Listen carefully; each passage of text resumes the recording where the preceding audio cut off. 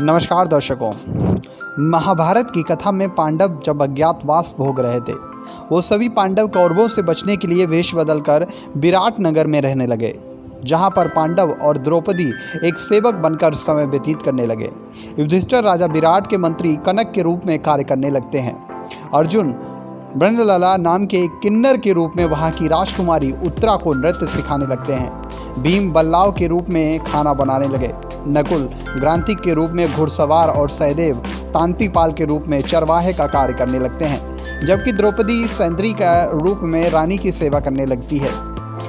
कीचक विराट नगर का सेनापति और महारानी सुदेशना का भाई था। कीचक के बारे में कहा जाता था कि वह अहंकारी और दुष्ट था। वह बहुत जिद्दी भी था। एक बार कीचक अपनी बहन सुदेशना से मिलने उसके महल आया तो उसकी नज़र द्रौपदी पर पड़ गई। द्रौपदी को देखकर कीचक मोहित हो गया और द्रौपदी को पाने की कामना करने लगा।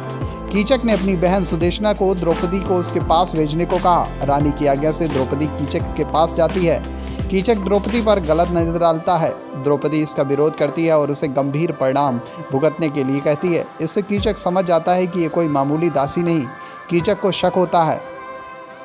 इसी दौरान शकुनी के साथ दुर्योधन आता है और राजा विराट से मिलता और कहता है कि उसे ज्ञात हुआ है कि पांडव विराट राज्य में शरण लिए हुए हैं।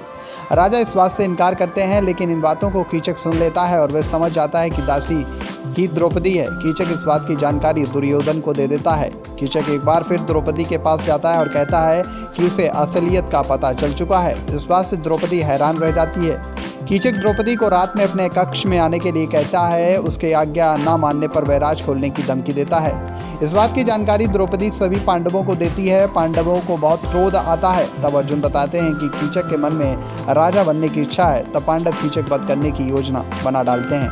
कीचक राजा बनने की इच्छा दुर्योधन के सामने रखता है। कीचक दुर्योधन को भरोसा दिलाता है कि यदि वह राजा बन गया तो वह पांडवों की हत्या कर देगा। शकुनी दुर्योधन को समझाता है कि पांडव अब कीचक को नहीं छोड़ेंगे। पांडव कीचक का वध किए बिना नहीं रहेंगे, क्योंकि वे द्रौपदी का अपमान सहन नहीं कर सकते हैं। शकुनी दुर्योधन से कहता है कि रात में सभी पांडवों को पकड़ा जा सकता है। रात में पांडव जैसे ही कीचक को मारने आएंगे तो शोर होगा और तभी दुर्योधन अपने सैनिक के साथ पांडवों को पकड़ ले।